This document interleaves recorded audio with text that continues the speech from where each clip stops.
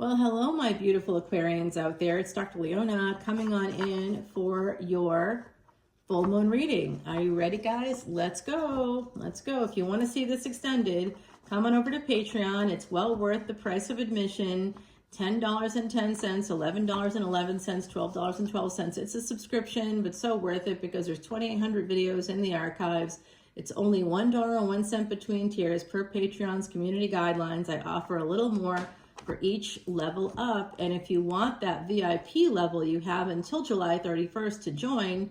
And if you do that, I will do, for the last time in 3 years, it's never happening again, a free Vedic astrology chart and consultation. I make an entire video all about you, but it's only for those who join on or before the 31st, which is coming up in like 5 days. So good luck with that. In the meantime, it's never happening again. I'm never doing charts for free ever again for the rest of my life. And I have so many 8th house placements. I could tell you all the secrets about your life, about the partner, everything you want to know that has to do with 8th house, I can tell you, because I have literally 7 planets between 8th house and Scorpio, and each Vedic astrologer's chart uniquely enables them to tell you certain things. I'm very good at seeing endings and the new beginnings that follow, the life cycle, the mysteries, the magic. You want to know about that? I can show you. Or, you can pay me. Either way, that's fine. For free, not for free, I don't care. I'm happy either way. I'll see you guys over on Patreon for this extended. And my gorgeous Aquarians, you are that house of gains, 11th house. Right now you have Rahu there, so it's so likely that that's a head without a body. That's just consumption. Consume. So some of you might be burning up the credit cards right about now. Some of you, depending on your Rahu placement itself, like if you have Rahu conjunct with Venus, you might be a person that, is going to be always wanting to have the Maya. Maya is going to be very important to you. Maya, you could be in a Venus Rahu Mahadasha. If you're in a Rahu Mahadasha or Antidarsha, this is important information for you, especially where you have Rahu and what dasha you're in. Again, that's all part of Vedic astrology, which isn't archaic, it's accurate. Different A word, but very, very important differentiation. Any astronomer would agree with what I'm telling you about placements. Where is Mercury retrograde right now? It's in Cancer. Cancer looks like a Y laying on its side in the sky. Go ahead and look through a telescope and you tell me where you see Mercury. Okay? Go ahead. I'm not kidding. It's a challenge. All right, that just fell out. You saw that. Okay, let's see what we have happening. The Tower. All right, so this was for the last reading. We're going to put that aside. If you're like, wait, that's me. No, it's not. It's actually for Virgo. If you want to go check that out, you can. This is a sticker. It's the last one left for the channel. If you want it, if you like it, not enough sage for this. You know what?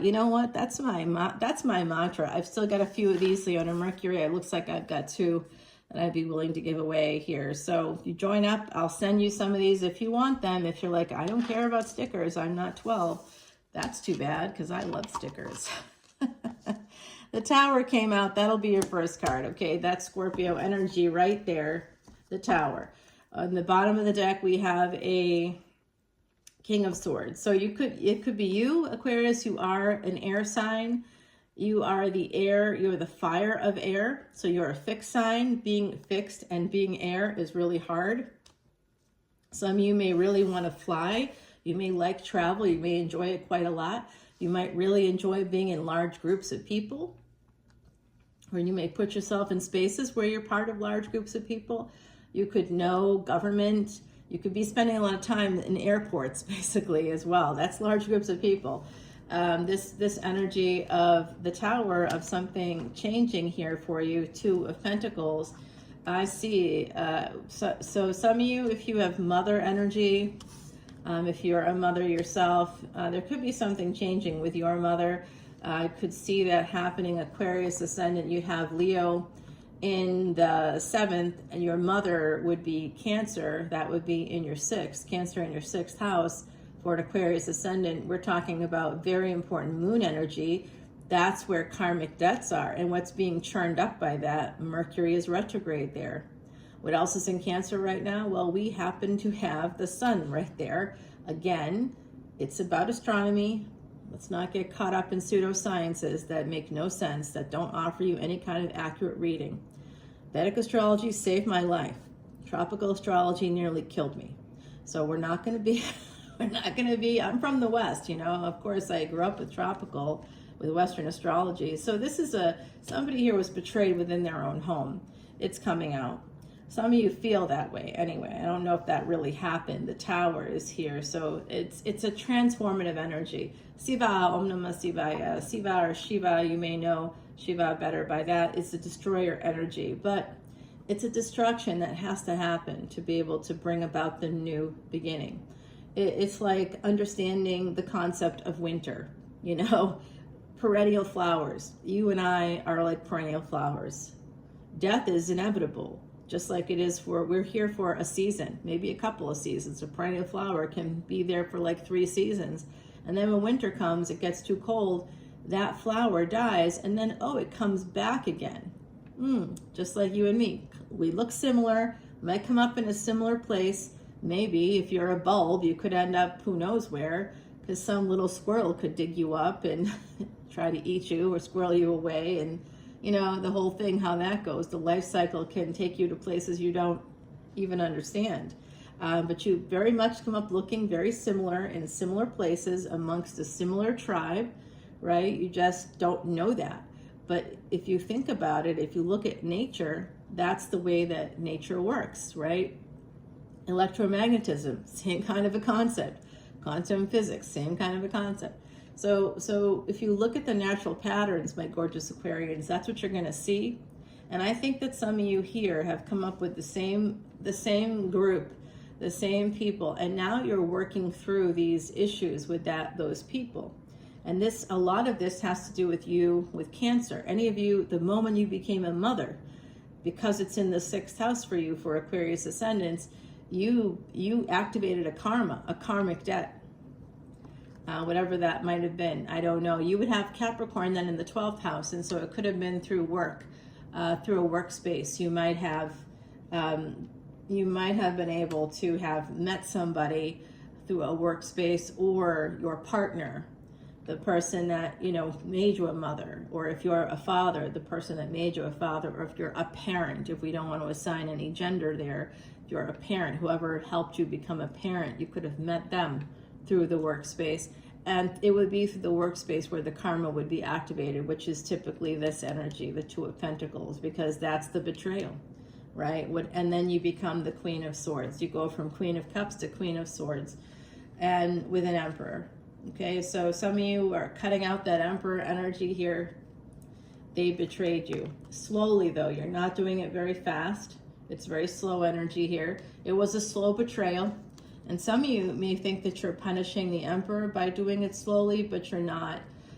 You're just indulging yourself a little bit here with that 5 of Cups. There's this deep sense of regret. I think you're not 100% over this person. I think you actually want to hold on to them in some capacity. So, or it wouldn't be slow, it would be fast. You'd be like, let's go, divorce papers, move it along here. It doesn't take long in the States to get divorced. It can be like a 30 to 60 days, depending on your state. But if you know what you want, if someone is in the wrong, you know, and whether it's a community property state, whether it's a no-fault state, a judge, if it goes to trial and a judge hears that someone cheated and there's proof, there has to be proof, not just you saying, they cheated, blah, blah, blah. You can't just say that and expect a judge to take you seriously. You actually have to show evidentiary support for your claims. And if you don't have that, you know, don't say it because you look unhinged.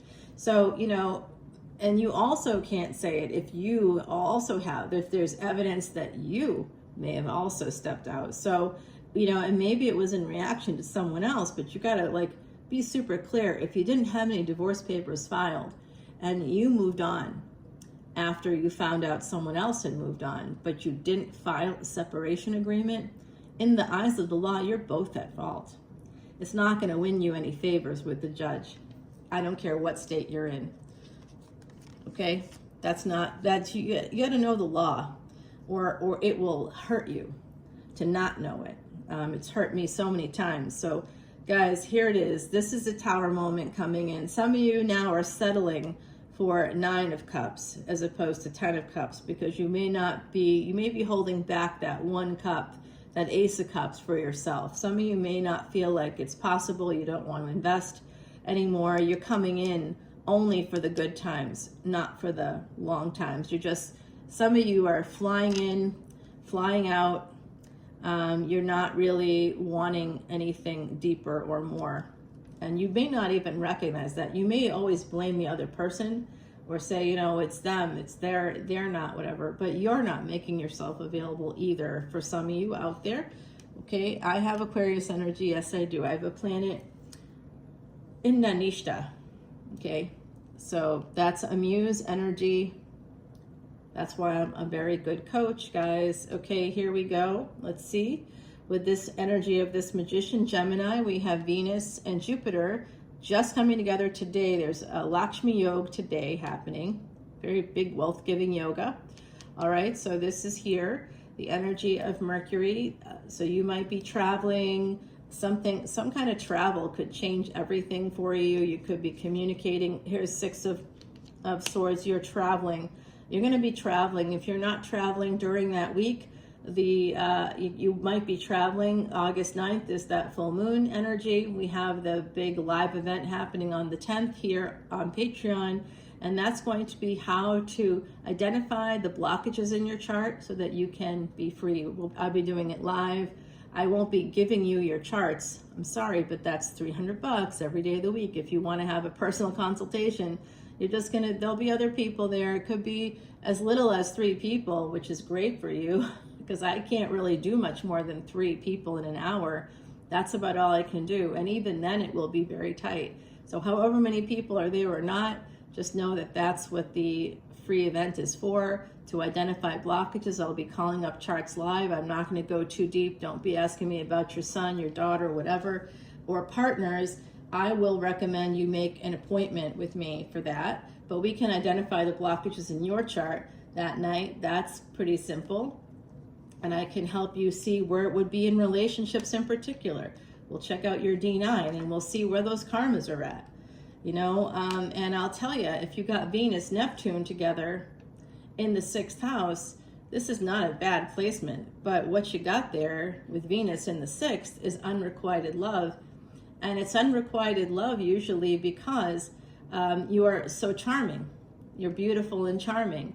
And people think that you have third parties.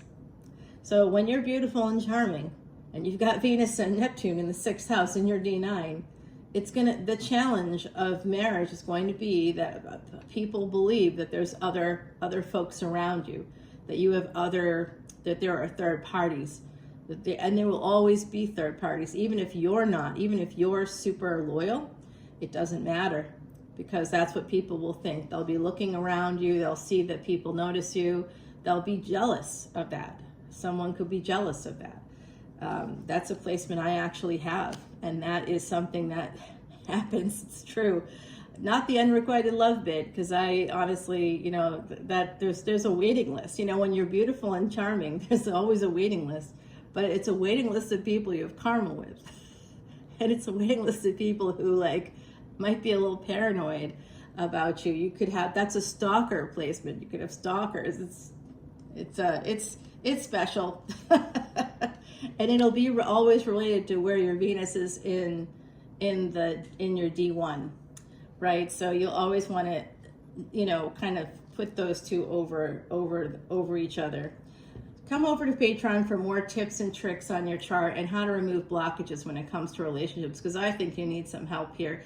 Maybe you don't. Maybe everything in your life is perfect, but then why are you watching this? All right, my beauties, I do see this Emperor coming your way. You may have created some boundaries with this person, slowed things down with this person. I see both a karmic and I see someone else that is, I also believe, karmic. You're like, oh, I can't have 2 karmic partners. Why?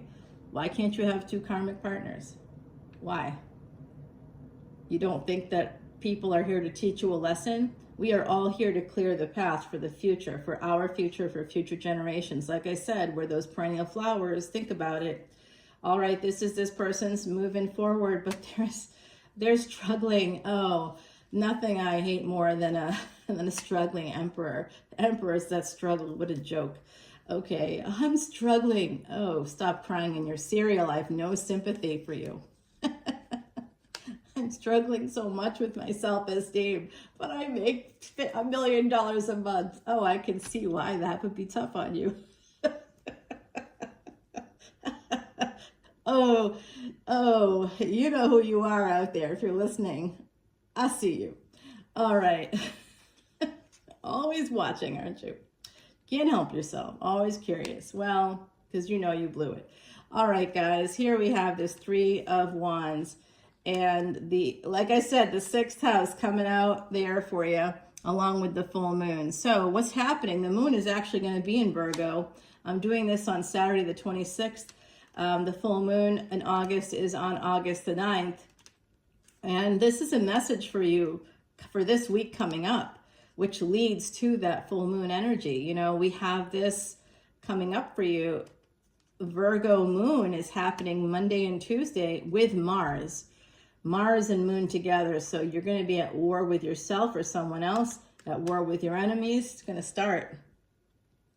And enemies could come out, and they could be coming out in your own mind. Some of you eventually, there's a person here that wants to come to your home. They may think of you as home. This could be happening for you this week for some folks, depending on placements. Oh, they've got big feelings for that Queen of Wands energy, which is, again, somebody projecting onto an Empress that they are too beautiful, too charming, that they have too many people around them. You know, they might have seen you out and about with like multiple people. Maybe it was through your workspace, or maybe it was through theirs. But you have Cancer, Capricorn, Aquarius ascendants. That's part of your destiny track. It's 6th and 12th house, so it's karmic, has to do with your life cycle. All right, usually in the second half of your life, there's going to be some big karma happening when it comes to a karmic partner, not just one. Okay, especially depending on how many planets you have, and the apagrahas, shadow planets, grahas, whatever you have in 6th and 12th. There's going to be, how many karmic partners will I have? Well, look at your D1 and it'll give you a snapshot of how many karmic partners you have. If you're like, oh, they're empty, they're probably not empty. Maybe they're empty in your tropical. They probably wouldn't be empty in your Vedic. And you'll have to look and see also where your Virgo and Pisces are. Because if 6th and 12th are empty for you, look at Virgo and Pisces. Are they empty as well? Why do I venture a guess that they're not? Okay, so big energies here coming up for you. All right, my gorgeous Aquarians, we do have Rahu in your first house. Wherever you have Rahu, it's in your first house. Somebody wants a second chance, and they're very nervous about it. It could be happening this year. You could be getting together with this person. I do think some of you are going to have an option to marry somebody from the past here. A past life luck will come in with K2, but it's someone you've known before in another lifetime. You don't have to go there. You have free will. It could be, and if it's represented in your chart, if it's a second marriage, look at your D1, look at your D9. You might see a planet there in that second house. That could be that person. If it's Saturn, I'd have a pause there. I'd take a pause. If you got planets in your 9th house, maybe wait. Okay, so this is about to change. This whole situation, they're going to come in. They're going to decide to have that second chance. Some of you are really concerned about your face in particular, thinking about a facelift, thinking about getting fillers, getting those fake eyelashes. Don't do it. Some of you have hands that have been beaten up a little bit. I see this energy of this light behind you. You think that the best years are behind you, or that there's no way, you know, I'm getting older. There's some part of you, some part of your body that you think has been affected. And if it's men telling you that, do not listen to them. If you're a feminine energy and men are telling you, oh yeah, I get that taken care of, absolutely do not listen. If a plastic surgeon is telling you to get a facelift, do not listen. If a lover is saying, oh, you know, you're kind of loose down there, do not listen. It's men. That's part of patriarchy. Do not listen. You know, talk to other people outside of those spaces, and then I think you'll see some good things. Okay, guys, I love you so much. I'll see you on the flip side on Patreon. Bye now.